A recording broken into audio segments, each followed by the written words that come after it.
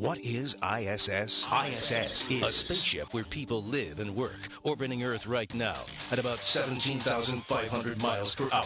ISS is where science, tech, and math skills could be your ticket to living large.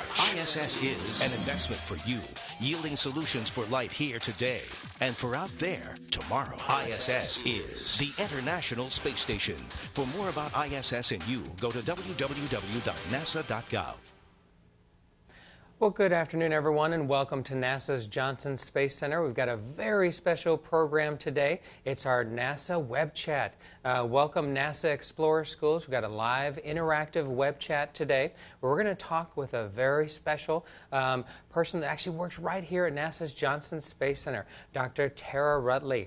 Now, we're going to have this very interactive. We want you guys to submit questions as part of our live web chat. So there is a web chat window on the NES site, the NASA Explorer School site, just below this video window.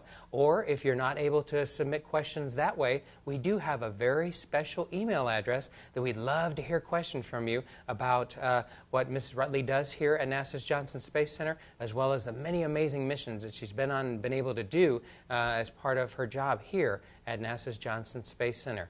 Now that website is, or that email address, excuse me, is NASA-Explorer-Schools, that's plural, schools at mail.nasa.gov. So either way, either in the web chat window or on this email address. So we'd love to hear from you. Give us lots of questions, and without further ado, I'd like to introduce Dr. Tara Rutley. Welcome. Thank you. I'm happy to be here. Excellent. So what exactly do you do here at NASA's Johnson Space Center? Well, currently I'm the Associate Program Scientist for Space Station. And so what that means, it's a big fancy title for the fact that I help to oversee and coordinate the experiments that happen on the space station at any one time. And it's really, really fun because it ranges from disciplines from life sciences all the way to physics. So you get to learn something new every single day. Oh, right. Wonderful. So in charge of all the science up on the space station. That's a lot of science, isn't it? A lot of science. At any one time, right now on orbit, there may be over 100 experiments happening.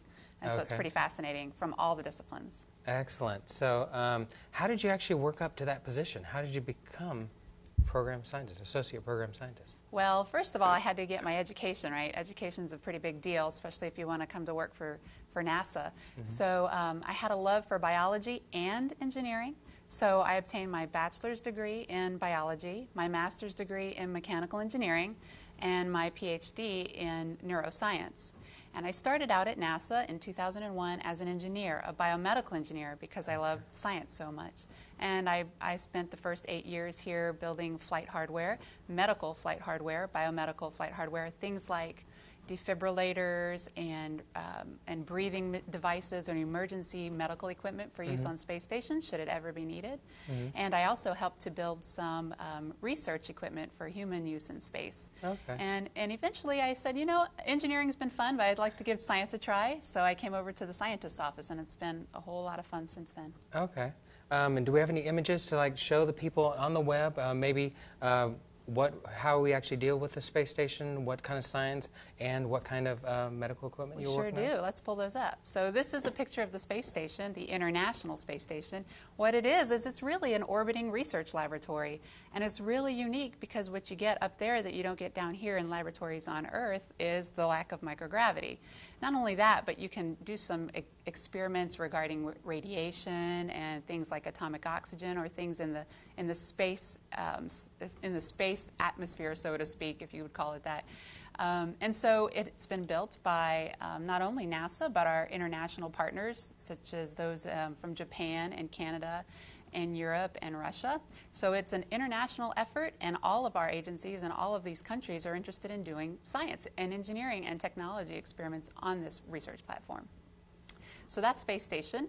This is a good picture of an astronaut doing experiments on Space Station, and he actually has a little piece of hardware where all he has to do is turn the crank. It's a pretty smart design. Inside that piece of hardware there are some bacteria and some other fixatives or some other solutions that help the bacteria grow and stay fixed. And he just has to turn a crank, and once he does that, he starts, basically the data collection starts, the experiment starts.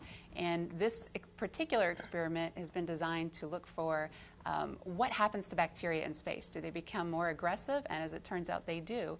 And now that we know that, we can help to look for improved vaccines against things like salmonella, which is the bacteria that causes food poisoning. Okay. So by turning the crank, you're probably activating or opening up certain chambers, maybe mixing certain things together? You said it right. You're opening chambers to mix certain things together that make the bacteria grow. Okay. Excellent. That's wonderful.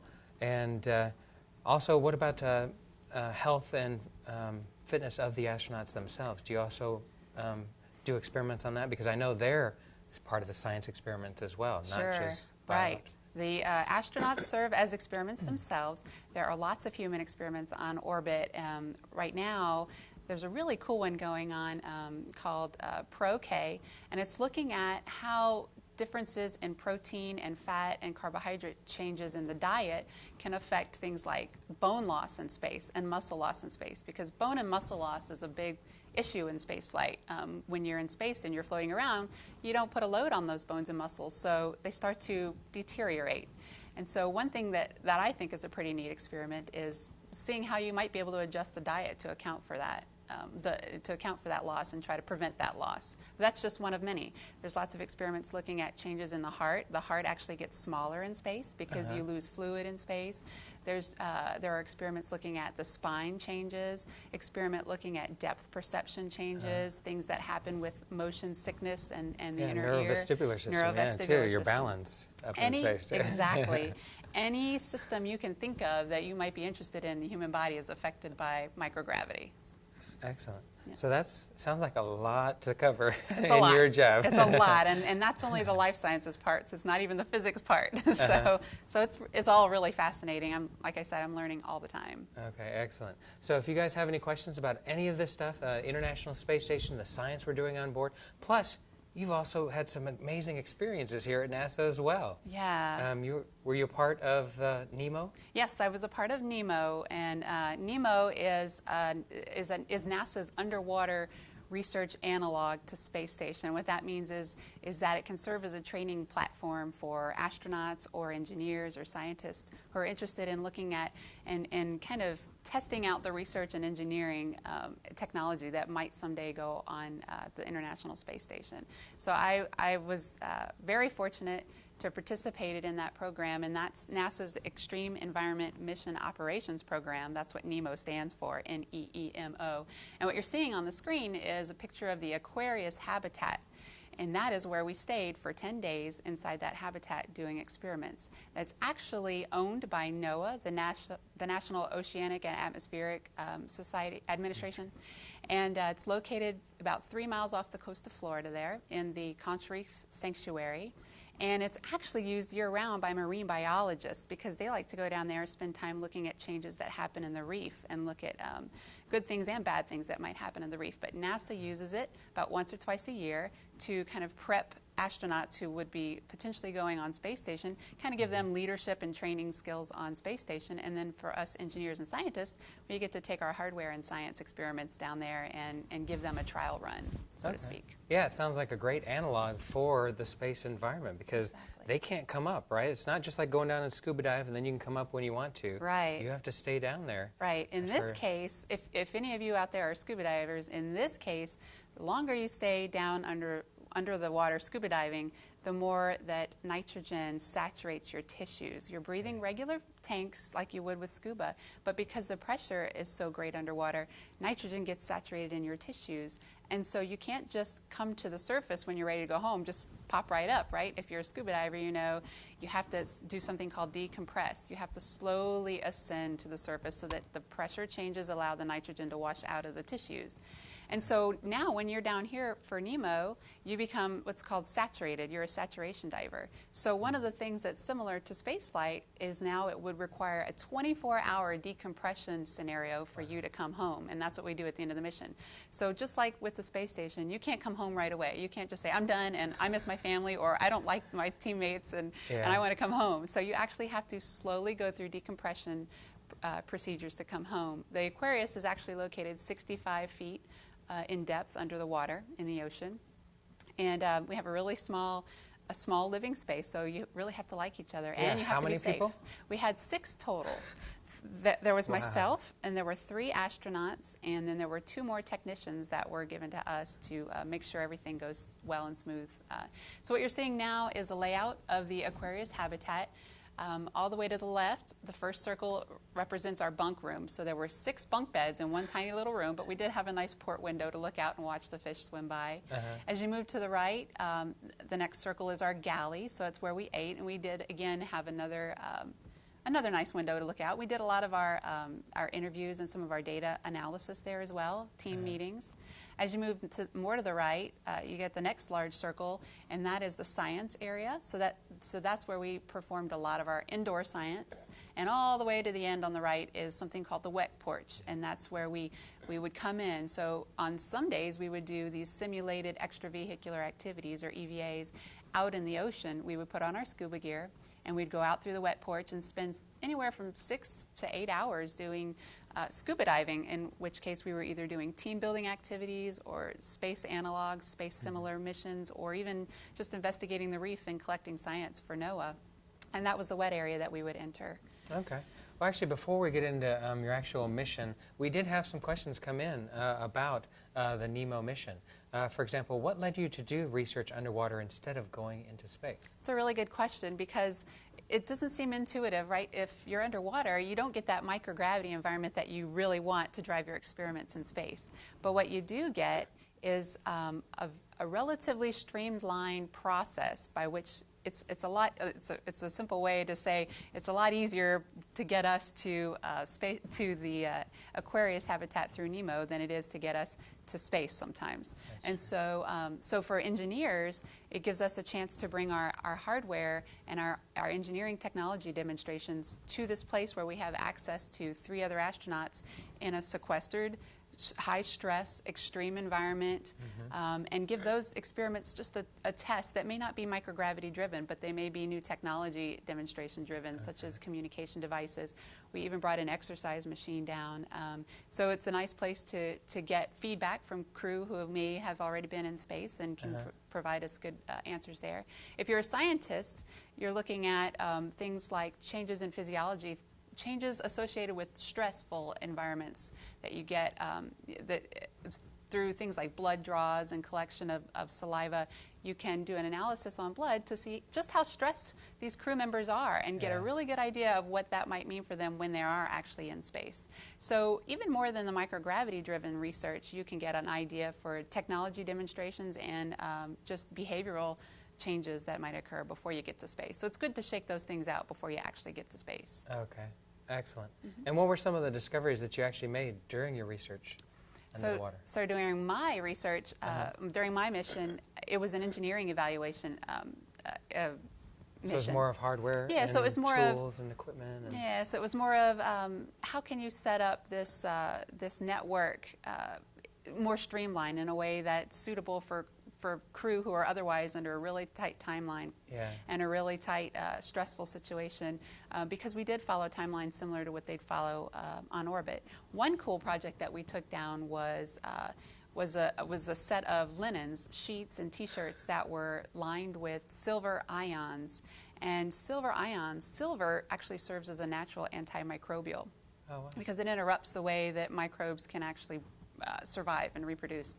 So we took that down, and since NEEMO was a highly moist and closed environment, just like the space station being a closed environment, We wore those silver ion T-shirts, and we used those kind of sheets. And we went around and we sampled for bacterial growth in the same way that we would sample for bacterial growth on space station, to determine if those silver ion clothing was an effective way to cut down on bacterial growth. And as it turns out, it was. So that was pretty cool. And everybody wanted to wear the silver ion clothes. So they weren't itchy or anything, They right? weren't itchy. They were cozy. They didn't smell bad. They were clean. We also brought down an exercise machine, just to get crew feedback on something that could potentially be used in space.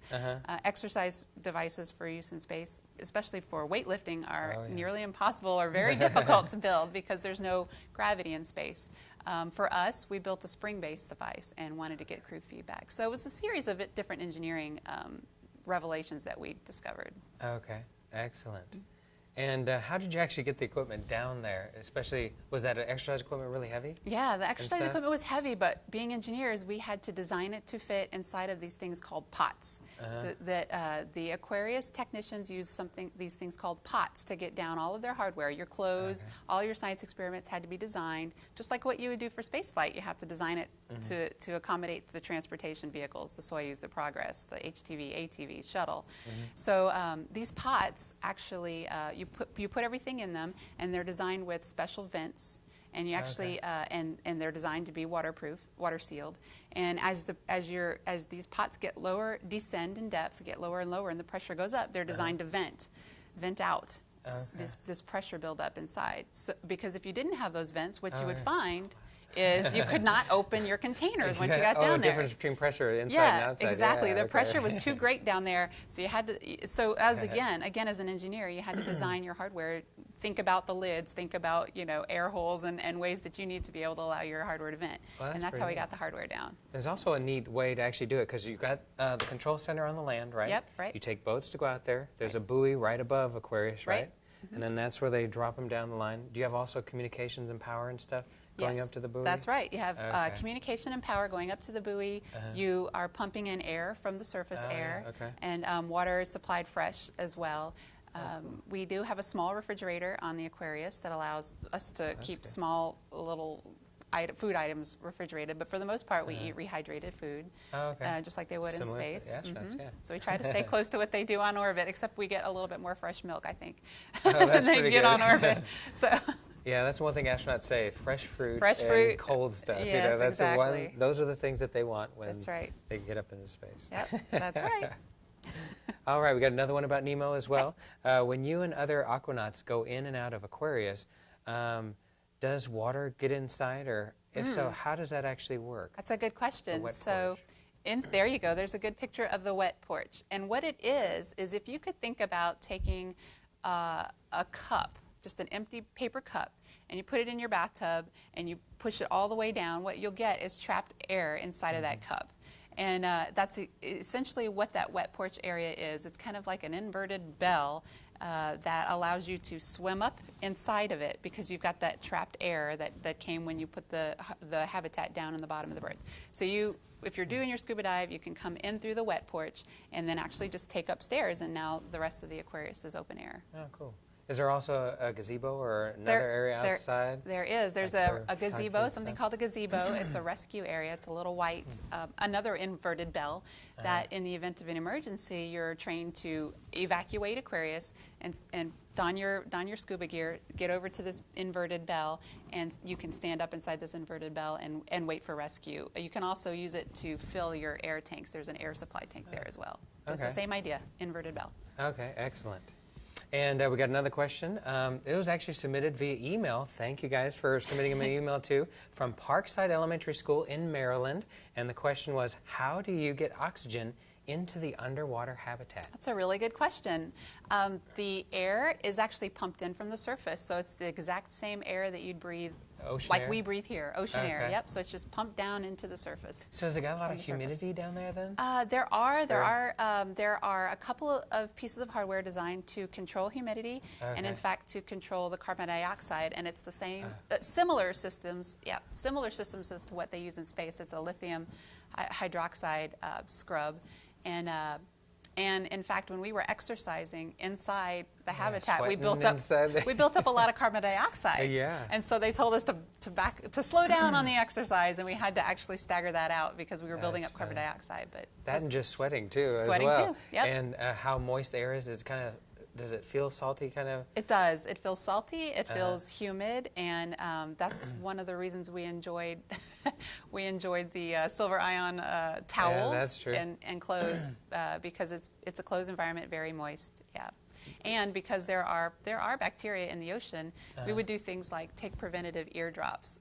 We'd take ear drops just as a preventative so that we could avoid ear infections and make sure that we were clean and if we got cut, we were keeping our cuts clean and things like that as well. So you probably did one of the same things that astronauts do when they get back from long duration missions is take a nice cold or hot shower to clean yourself off because living in that tiny environment for that long and being in that unique place. We did have showers, very relaxing. but it was very limited. We took things called Navy showers. So you wet yourself, you turn it off, you soap up, and then you wet yourself to rinse off again because we had to conserve water. And so because water was actually something that was brought over to us and supplied through the surface. One interesting thing I wanted to mention about being down at 2.5 atmospheres. When you're 65 feet down, you're at 2.5 times the pressure you feel on the surface, and our voices sounded funny. We started sounding like Mickey Mouse. Really higher? So for me, I was a girl, and that was fine. But for everyone else, they were all men, and our manly commander would sound, have a little bit high-pitched voice. So that was a fun little physiological thing no one expected. I didn't expect. That's pretty funny. It was cool. Excellent. Our next question comes in. What advice do you have for women who are thinking about entering your field of study? So the one piece of advice that I could say is do what you love. If you love it, do it, and you'll have fun doing it. Chase it. If you have a goal, follow that goal. Don't just think about it and dream about it, but you have to you find out what it takes to get there, and you do it. Sometimes it's a little bit easy because it's fun, what you're doing. Sometimes it's a little bit harder because it's a challenge. It's not always easy. You're always learning new things, and then you have to apply what you learn. You're problem solving. Sometimes you may hear from people who say you can do it. Others you may hear that why are you bothering with this? So for me, I just knew what I wanted to do, and I just found out what it took to get there, and I just plowed through it. And most of the time, it was fun. There were a lot of heartaches and a lot of tough times, but for the most part, I say whatever you're interested in, just pursue it, and that's what you're meant to do. That's what you'll do. All right. That was a great question and great answer. Thank you. That was from a science teacher. Good. Now I wanted to go to another one about maybe some of the negative things that happen when you do these challenging feats like NEEMO. What was the worst change that you felt being underwater for that longer period? Physiologically, I would say, you get a lot of pressure on your head. So if you have a sinus infection, you're out. You can't. If you're any kind of sick, they do lots of medical tests on you, and then another real quick checkout before you even go down. So to ensure that you don't have any congestion in your head, because I think that would be the worst part. There are other challenges that I think are greater for me than physiologically. Also being a woman, I had to work extra hard. I didn't have as much muscles as the men I was with, so to swim, I had to learn to swim harder and faster so I could prepare for that. But behaviorally as well, I think challenging is just the stress of the whole thing, right? So you're there to do experiments for one, you're with astronauts for another, and in my case, I wasn't. And you're with buddies that you want to keep safe. So you're constantly thinking about safety. And when you go outside to do your scuba, again, no accidental surfacing, because that could mean a serious injury or worse. So for me, I think a lot of the bigger challenge was less physiological but more psychological, in that just ensuring safety. You miss your family, but for 10 days it's not so bad. I think when you're on space station and you go for a period of 6 months, it would be very different. But for us, we actually enjoyed each other. We had a good time as crew members. So for me, I think just safety is the number one thing on my mind. All right, and you did have a window, a port that you could actually look out and see the environment. So hopefully that helped out. No claustrophobia. Yeah, that was you could great. actually look out, or you could do scuba dives. How many scuba dives did you do? Wow, we probably did 10-day mission. 10-day we probably mission? did one a day. So and they range anywhere from maybe 2 hours to, I think our longest might have been 8. Oh, okay. So you And, got a chance to get out. And Yeah, stretch so your legs. we got to stretch our legs, and we saw wonderful wildlife, sea turtles, barracuda, awesome. sharks, we had a big grouper fish that was probably the size of a cow that hung out by our galley window and would visit us regularly. And so for me, number one on my mind was the mission, but when you get a second to step back, you can actually enjoy what you're seeing. Okay. And the animals like you there, I think for the most part, they don't seem to want to, they're not aggressive. So was it a standard scuba dive certification? You just had to go down to that particular depth or have experience? Right. You have to have had, I think at the time, logged 150 hours of scuba diving. So I enjoyed scuba diving. By the time I got down there, I think I was advanced. But you don't have to be. You just, you also have to go, so you have to have 150 hours. Then you have to prove that you can pass a swim test, a very rigorous swim test. And then once you're there, you have to pass a whole lot of scuba certification skill tests. So you go down 50 feet underwater with cameras in your face and everyone around you, and they say, take off your mask, put it back on, turn off your tank, share with your buddy. Yeah, that was so hard lots to do. of find your way back to the habitat without your face mask. So and that was a whole week in itself, just getting through all of that. So good challenge. Yeah, a lot of fun too. A lot of fun, yes.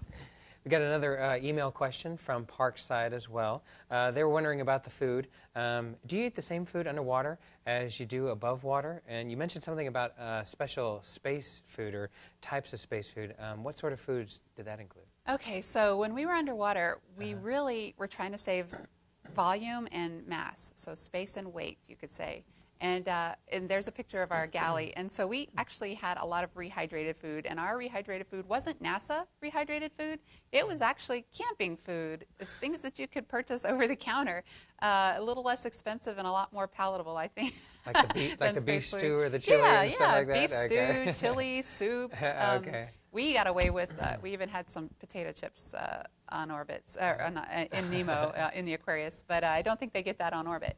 Now in space, they get things that's also rehydrated for the most part. Some of it's canned, but they rehydrate their food with hot water as well. And the space diet that I referred to earlier is, well, the crew gets to pick within nutritional guidelines what's on their menu. So NASA makes a bunch of different types of food, and the crew gets to pick what they want in space. And now there's one experiment that I referred to that's trying to encourage the crew to eat a different balance of proteins and fats and carbohydrates to try to prevent bone and muscle loss in space. So there's a little trick to the diet that they're looking at through experiments, but for the most part on orbit, they get to pick from a menu that NASA provides them. Okay, and a lot of the astronauts say that they like spicier foods because have there been detailed studies on what happens to the taste buds in space, or just the fluid shift that maybe changes what they taste? I don't know of any results published yet, but I do know anecdotally, and there may have been experiments that I'm not familiar with that came before space station about taste changes in space. And there is something to do with taste change in space. I'm not quite sure the mechanism, but they do prefer Tabasco sauce on their food, and salt and pepper. And you can imagine salt and pepper has to come in a liquid format because you can't just sprinkle it out, right? It would float away.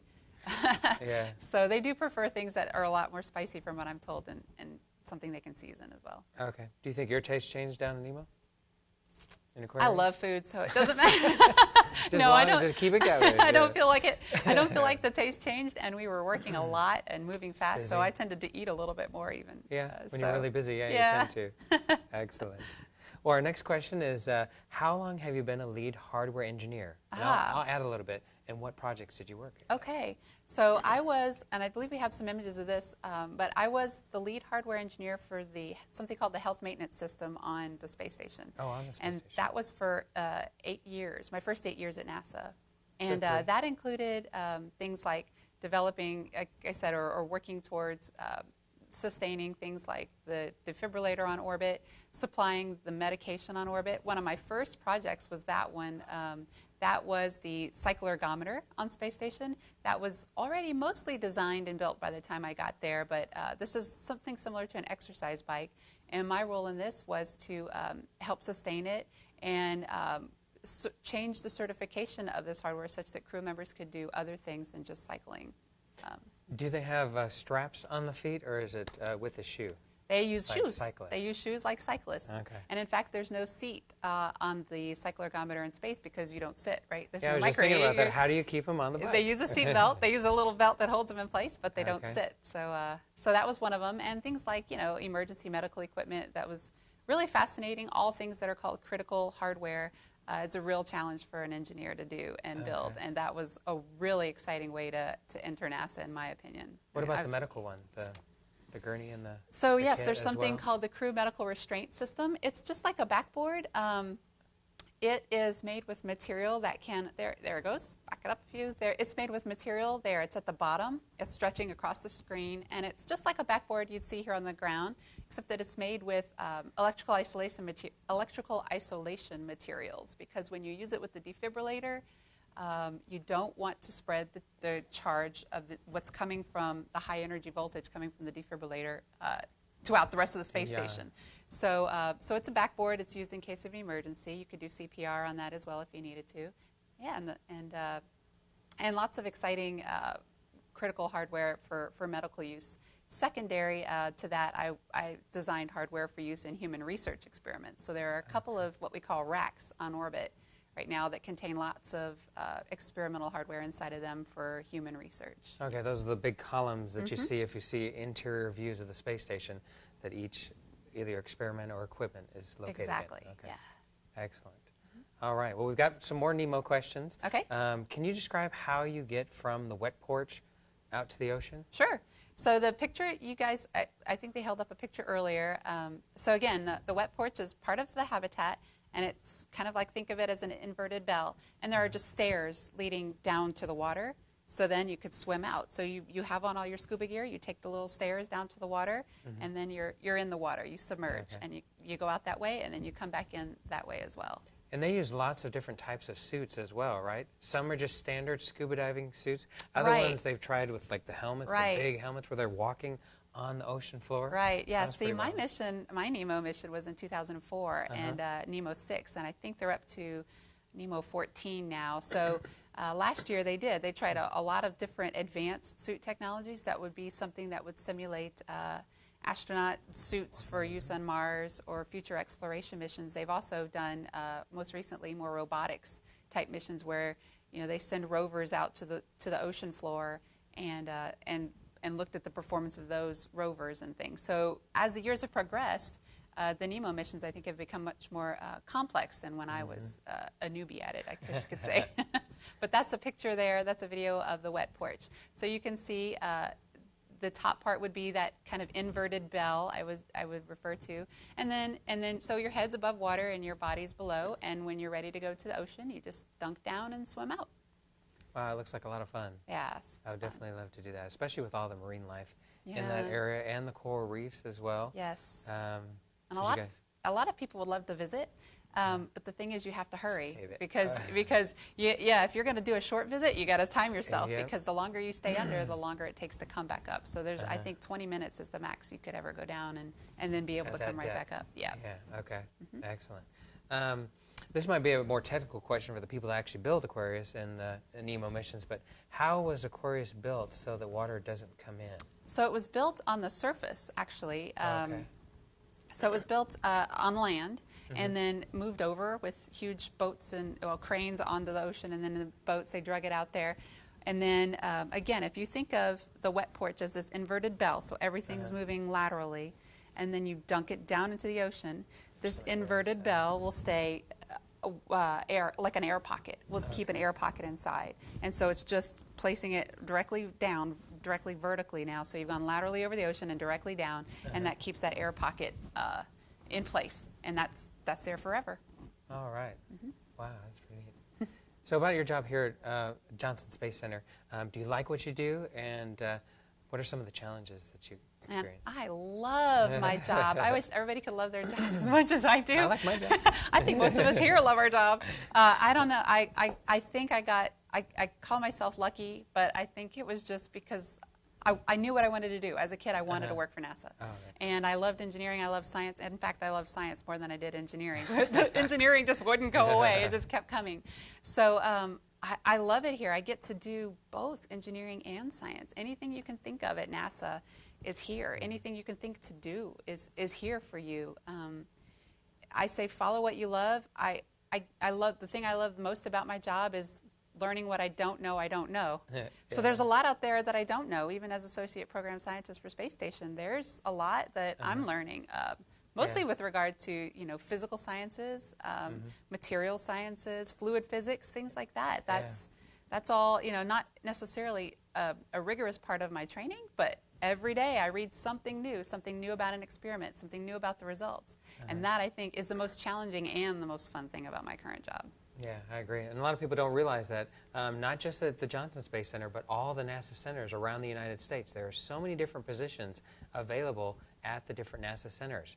For example, I started off in television production. Yeah. I got to put out the beautiful pictures of the astronauts floating in space. Cool. Then I went into education. So there are education jobs. There's lawyers that work here. Yes. Because copyright infringement on the things that we create, That's the new right. technology. There are accountants to manage the money. There are nutritionists that make the food for the astronauts. That's right. There are so many different jobs. Physical therapists. Yes, to get yes, the that's astronauts right. strong when they come back. That's right. So almost any job you can think of, we can actually have it right here at NASA's Johnson Space Center or the other NASA centers as well. That's right. All right. Very fun. For the NEEMO missions, once again, they were wondering, could you reiterate how deep do you have to go and how do you have to stay? The bottom of the Aquarius Habitat is 65 feet deep. So we're living inside at 65 feet underwater, which is about 2.5 atmospheres, 2.5 times the pressure that we get here on Earth at the surface at sea level. When we would go on our scuba dives, I think the deepest we went was 80 feet. And then you're going to kind of risk getting close to physiological changes, something where you could potentially risk something called nitrogen narcosis, which means that you can get a little bit silly on the nitrogen. That's because the deeper you go, the more nitrogen that goes inside of your tissues. So we tried to keep it at 80 feet when we go and scuba dive and do our simulated extravehicular activities, simulated EVAs. So is there a shelf or a drop-off? There are lots of near Aquarius? Yes, there are lots of profiles, and there are ropes that lead you out to different areas. Different, that's nice. Yeah, It's so easy then to you can follow find your way and get back. Exactly. Exactly. So you don't get lost. Yeah, that's what I was wondering. 65 feet under. I bet you can look up and see the sunlight coming through the water. But can you also tell, like, when it's cloudy or if a storm's blowing in? Or You can tell. Did you do night dives? We did a night dive. Yep. Oh, cool. So you can look out that window, and it looks deceivingly close. It looks like the surface is right there on a good day when it's really good visibility. But yeah, on a cloudy day, the visibility under the water may not be as great. You can't see as far. You can't see up. We'd have lights. We did a night dive, and so we had lights then. And what's cool about the night dive is when you're using your lights, you get to see colors that you wouldn't normally see because you're using a different light frequency. You get to see colors that you wouldn't normally see during a day dive. So it's and different creatures come out as well. So you get to see different creatures too. So it's a pretty neat environment that changes pretty regularly. That'd be awesome. Did you have to do any chores while you were there? For example, cleaning off the windows. We noticed on some of the footage there was a lot of algae and stuff growing on the Aquarius. I bet there's also coral and things growing on the Aquarius as well. It's a really good question. And the four of us from NASA were always busy trying to follow our timeline and get our experiments done and things like that. But the two technicians that were with us that were University of North Carolina employees. They're experts at the Aquarius Habitat. When we were doing our thing, they'd put on their scuba gear, go outside. There are two techs down at the bottom there on the bottom bunk in that visual. They would go outside while we were doing our thing, and you could hear them and see them scraping the algae. They were just loving it. They love the maintenance of Aquarius. So they did so much behind the scenes I don't even think I fully recognized. So they'd monitor your health and safety, make sure the habitat was running well, and did any maintenance that was done down. So they were like your support crew. Plus, you also had a control center up top, right? How many people are in that control room? Oh, you know what? That's a good question. I think it ranges. Operate around the clock? It operates around the clock. Wow. I think it fluctuates from 4 to 6 people. Plus our crew that would travel with us too for NASA, and that's what we call topside. Oh, excellent! And so they are in constant communication with the habitat. We can talk to them via internet phone. They can see us through video. There's a video camera going on all the time inside of Aquarius, so they can see what we're doing, and they can access us pretty quickly since we're only 3 miles off. if they needed to get to us in an emergency, they can hop in a boat and come do that. But they're always in touch. And then even at night, overnight, someone's always awake. One of the techs with us, they would work shifts, and there was someone always awake. I know, at night, right? Yeah. Wow. Okay. And so do you feel really comfortable knowing that you've got someone there, kind of like the astronauts when they're up in space? They have people to rely on down on Earth, the mission control centers, not just at Johnson. That's right. But all over the world. Absolutely. You know, in Germany and in Japan and Canada. I felt completely 100% safe with these guys. They were professionals with, you know, when I was there had been no safety accidents. There had been no incidents. NASA ensures rigorous training with the NOAA team, and with two government agencies hand in hand, it's hard to go wrong on safety. So it was good to have their support at topside too. Yeah, always someone watching for us. Excellent. Yep. Someone was really interested when we started talking about the different types of dives and what you can see. Someone mentioned, how do you know when it's actually nighttime? It actually gets dark down there. We don't get light, and you can look out your window and not see anything unless a fish is coming really close to you, right in your face. So you can definitely tell it's nighttime. Okay. Are there lights on the outside of the Aquarius Habitat? Yes, there are. So you can turn that on. If you needed to go out at night, you can turn those on as well. Yep. Yeah, I was just thinking if there's any emergency, you need to know where the gazebo is. Absolutely. So you can get out. Well lit, yes. Okay, excellent. And how long does it actually take? Let's do both ways. How long does it actually take to get down to Aquarius in the beginning of the mission?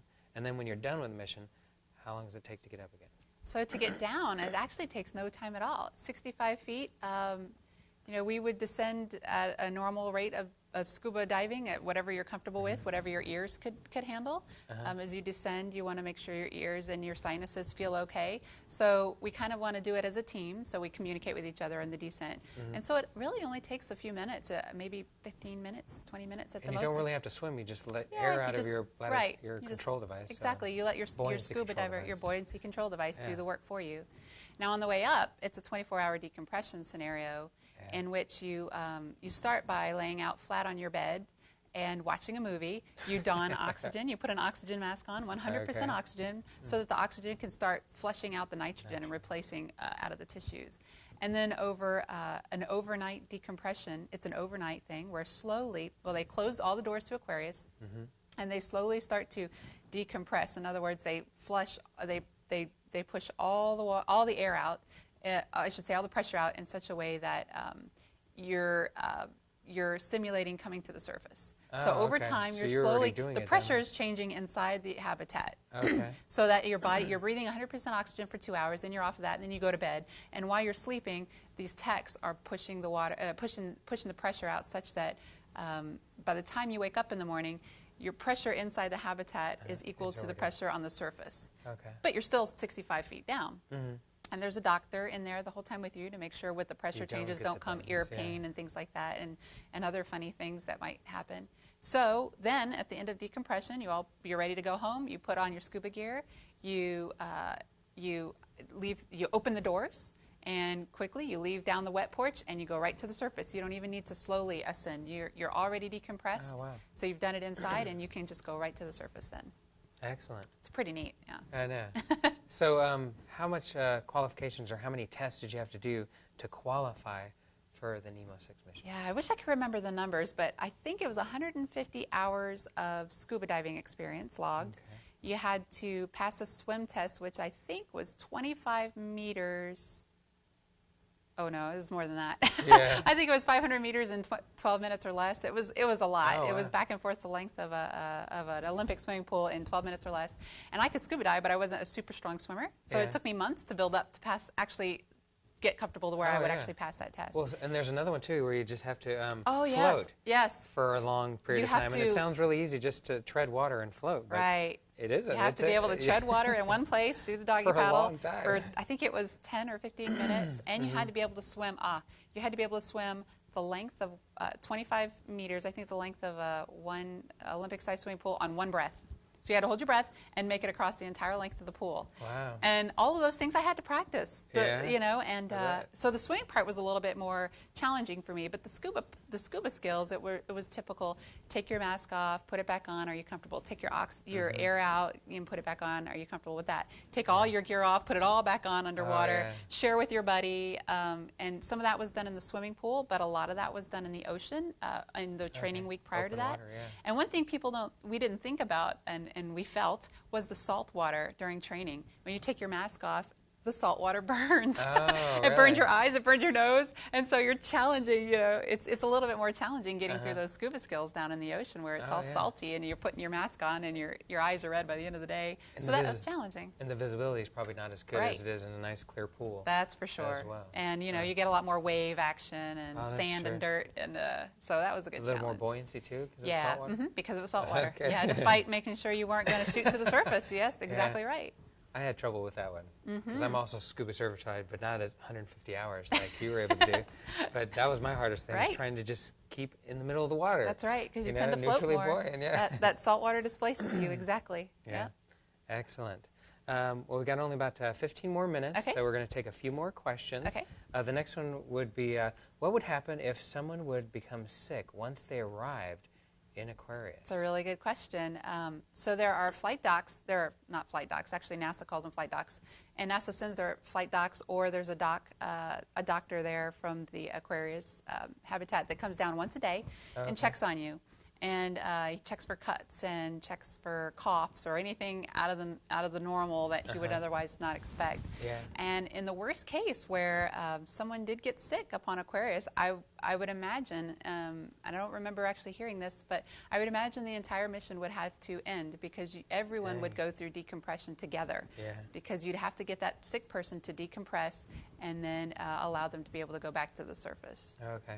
But the doctor just coming down for a short period of time, that's within his normal within his time 20 of minutes. one dive. Yes. So he's got to do it quick. They would come down, check you out, and then go back up. Exactly. Right. Okay. Excellent. All right. So how many medical tools did you actually bring down to Aquarius? Or is there a kit that exists there, and that's what you use? Yes, there's a first aid kit. So for the minor things, we can the technicians who are there with us could help us through that.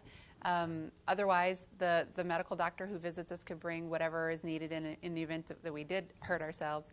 We at NASA didn't bring any medical equipment that I know of down to Aquarius. So it's mostly we rely on the technicians and the doctors who are supplied as part of the program. Okay, but there have been other NEEMO missions that actually do. Like Like they did surgical procedures and they did telemedicine with a doctor like hundreds of miles away. Right. And they were telling them what to do, right? It's right. And so in terms, good question, in terms of the experimental medical hardware and the medical tools, in fact, we brought one that was developed from Rice University that actually, I'm not quite sure what a video of that is yet, but what we went on NEEMO. Telemedicine techniques. That's telemedicine. Used for another NEEMO mission. Oh, wow. Okay, I hadn't seen that video before. For us, we brought a device that can measure bone density, and it was actually designed and built by students. And so we, and there may be, I think there may be an image of this in one of the slides. Slide 17. In fact, at that case, John Harrington, in this picture, he would lay down, and we would actually take images, use the device to take images, there you go, all the way to the right, of just any, we would simulate an injury. We'd pretend he got hurt, and then we would call up the Rice University principal investigators, scientists, and we would turn on this equipment, take so-called images of his bone, scan them, and collect the data and send those back to the scientists. So it was a form of telemedicine. It was one of the experiments that we performed, and it was done to give the Rice University scientists more feedback on whether their data could be transmitted from something like a metal can 65 feet down under the water, and then also whether the people who were trained to use it could actually use it right. So they'd like to know also if this device could be used by the layperson, just by a regular person and not a doctor. Well, that's good. Yeah. That's really good training. And the astronauts will need that as well, because the astronauts wear many, many hats. They're engineers, they're scientists, they're pilots, they have to be doctors if something goes wrong when they're up on the space station. You got that right. It's really good training for both areas as well. Mm-hmm. All right. Inside the Aquarius Habitat, a person asks, are there air filters, and how often do you change them out? That's a Or good how do question. you filter out the air inside that area? That's a good question. So the fresh air gets pumped from the surface, but we do build up carbon dioxide that needs to be gotten rid of. And so we do that through, I think they're the lithium hydroxide canisters, LiOH canisters, similar to what they use on space station. Yeah. And I don't know how many hours they can go before being changed, but I do remember seeing the technician change them out. I could have thought maybe once a day, but I can't remember honestly quite how often. But they do need to scrub carbon dioxide out of the air. Okay, so they just have specific material or elements in there that attract the carbon dioxide and hold it, and so you can get it out. Okay. Exactly. Yeah. Excellent. All right. Another good question. Are there more men or women that complete the missions in Aquarius? Oh, that's a really good question. I think to date, from what I've been following, there are probably more men than women that go through the Aquarius mission, and I'm not quite sure why that is. I think NASA just selects the astronauts based on those that show interest in pursuing the space station as a future place to go. As for me, I think there was myself. I was the only woman on that mission. I was an engineer at the time. There have been a couple of missions before me that had one woman, sometimes all men. I think there was one mission, at least one mission, maybe two, that have had 2 women and 2 men, so to kind of balance it all out. But so I think historically there have been more men than women, but I'm not quite sure why that is. Are there the astronauts that are going up to the space station? Is this one of the requirements? Is to do this NEEMO experience before you go up, or that's a good is it question. just depending on what science or what you're doing, or if this is the first time you've actually gone up? How they're picked. That's a good question. I have heard that the astronauts that are chosen for Aquarius are those that are potentially slated for either an upcoming shuttle or space station long duration flight. Okay. That is something I'm not sure. I mean, I just heard like anecdotally. I'm not quite sure if they firmed that up in the years that I've participated. When I was there, Doug Wheelock and Nick Patrick and John Harrington were the astronauts on my team. And John had flown in space before, and he was our commander, but Doug and Nick had not yet. Okay. And after NEEMO, shortly after, Doug and Nick got their first space shuttle flights, and Nick's been on 2. Doug Wheelock has just come back from space station just a couple months ago. He was commander during his expedition. And I think that's the same for all the astronauts who have followed after. They usually end up on space station. Yeah, it sounds like a great training regimen or a way to train for a space station. Yep. Excellent. Do you guys have any bad weather during your mission, or have there ever been any hurricanes? Our weather was good, but yes, there was a hurricane that I think came through, was it a couple years ago, and I can't even remember which one, but it came up the Florida coast that I understand did a little bit of damage to Aquarius, but I really wasn't tuned in. They don't move it. They keep it there, and they just batten down the hatches, I believe, and they prep it for what the worst might be to come. And I think there was a pretty serious one that came through a few years ago that they were really concerned about. But from what I understand, operations kept going, so they may have recovered. They obviously recovered. Yeah. Would you happen to know if Aquarius is bolted into the seafloor, or is it just a lot of weight sitting on that? That I don't know. Yeah, I don't know. I don't know. It's a I'll have good to question. look into it. Yeah. And NEEMO does have their own website. If you do a Google search or a web search, probably on NASA.gov website as well, you can learn more about the NASA's Extreme Environment Mission Operations missions and what it was like down in Aquarius. We do have another question about Aquarius as well. How are you actually chosen to be a part of NEEMO 6? Oh, that's a good question. Mine was the first mission that was an engineering mission. Previous NEEMO missions had been either all astronaut missions or life sciences missions. Yeah. So I had seen that as a good opportunity for engineering to participate, and I thought it might be a good place to test out some of our future engineering hardware. It's a good test bed. So I actually proposed the idea to my management, to the engineering management, and made the case for it. And since I made the case for it, I was one to go. All right, excellent. And that's how I got selected. That's awesome. I just saw an opportunity. You seek it out. You never know until you try. If you see something that you think might benefit you or your experiences, then you go for it. Oh, yeah. Excellent. So what are the ways you can actually test your hardware here at the Johnson Space Center? Oh, there are lots of different rooms and different simulators that you can do depending on what your hardware is. If your hardware is medical hardware, you take it through a series of something called hardware certification tests. You have to meet all kinds of rigorous environments. It can't be too noisy, it can't emit radiation, it can't be susceptible to radiation.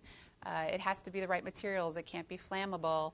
It can't be. It can't provide off-gassing, so it can't provide toxic fumes to the crew on space, in space. And so there are different chambers, different simulators you can take your hardware through to shake all these things out. To simulate what it's like during launch phase. You can vibrate your hardware. We have a vibration chamber here at JSC to make sure that your hardware will survive a launch, and even a vacuum chamber to see if it can survive the vacuum of space.